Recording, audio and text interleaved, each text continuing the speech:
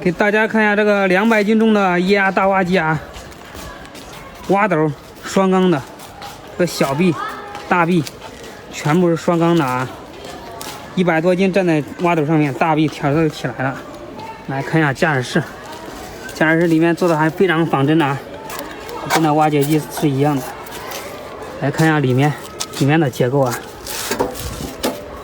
驱动是2块12伏的电瓶。再看一下内部液压系统啊，这是电机、油泵、压力表，这是换向阀，这是控制器。哎呀，有没有喜欢的？